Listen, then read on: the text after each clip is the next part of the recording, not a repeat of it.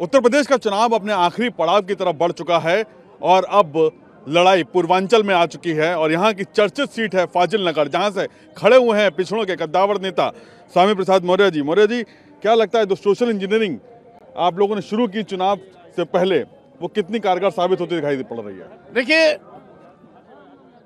योगी सरकार ने जो पाप किया उत्तर प्रदेश में, उस पाप के भांडा को फोड़ने का हमने निर्णय लिया है। ये झूठे हैं, इनके वादे झूठे हैं, जो भी कहते हैं ठीक उल्टा करते हैं। भाजपा के लोगों ने कहा था सबका साथ, सबका विकास, सबका विश्वास। सरकार बनने पर जिसने जिसने भी दिया भाजपा का साथ, भाजपा ने उसका कर दिया विनाश और सत्यानाश।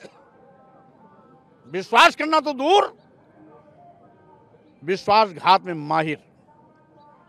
किसानों ने साथ दिया, किसान विरोधी बिल ला दिया, और यहां तक कि उनके खेत और उनकी उपज को बहुत ही सलीके के साथ अदानी और अंबानी के हाथों में सौंपने की नापाक कोशिश की। सैकड़ों किसान मर गए।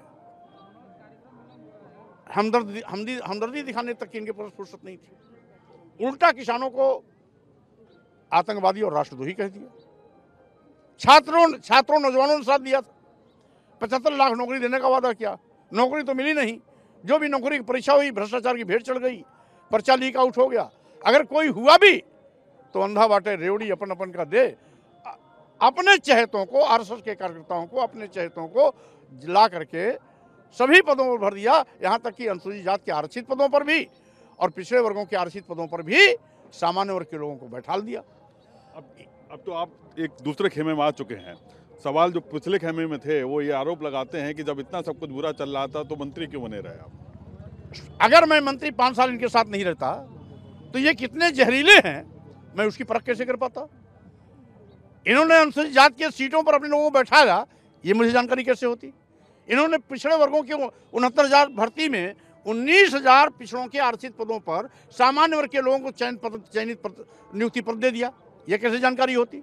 सभी मेडिकल कॉलेजों में बिना विज्ञापन निकाले और बिना आवेदन पत्र मांगे एक वर्ग विशेष के लोगों को भर्ती कर रहे हैं। उसमें एक भी अनुसूचित जात का नहीं, एक भी अनुसूचित जनजात का नहीं, एक भी पिछड़ी जात का नहीं। ये कैसे मैं जानता?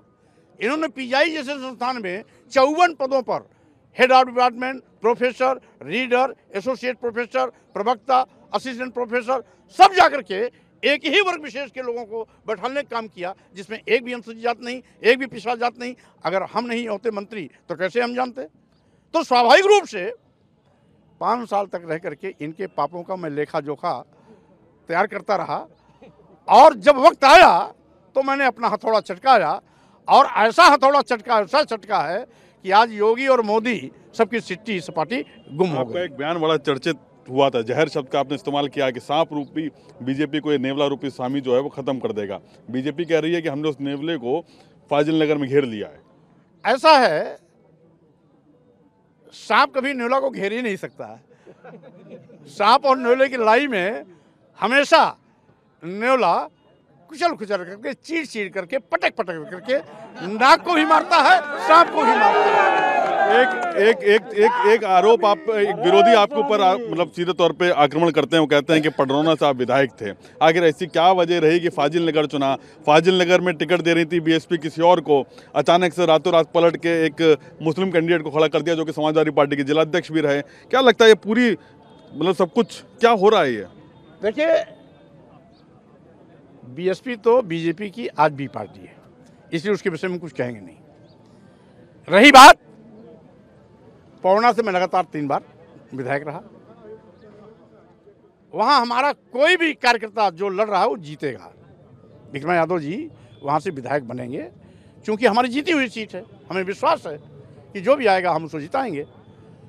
फाजिल नगर 2 बार लगातार समाजवादी पार्टी यहां हारी है।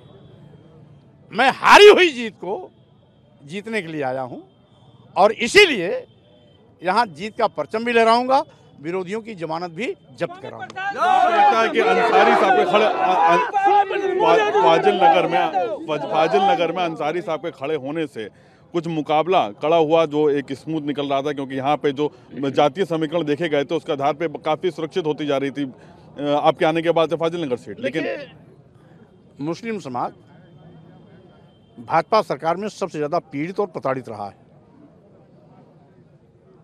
भाजपा के लोगों ने मुस्लिम समाज की बोलती तक बंद कर दी थी।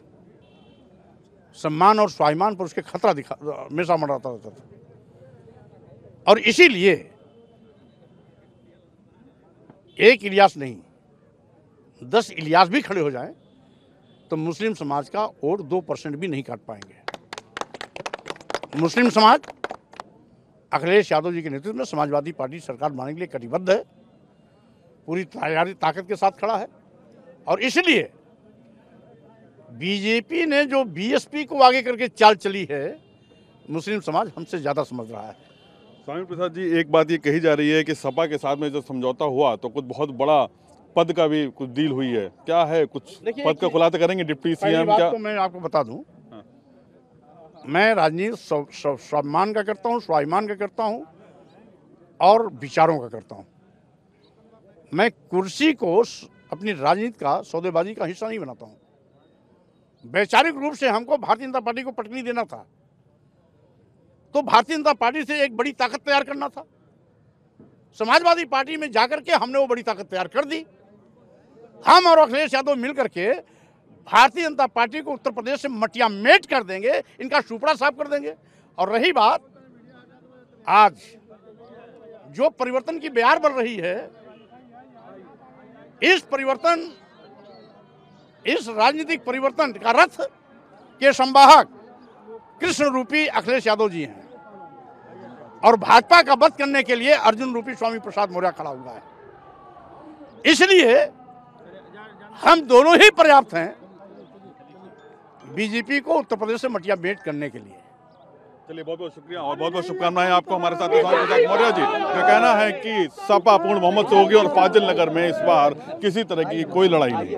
कैमरा पर्सन कालीकांत झा के साथ प्रशांत गुप्ता, फाजिल नगर, न्यूज़ 24।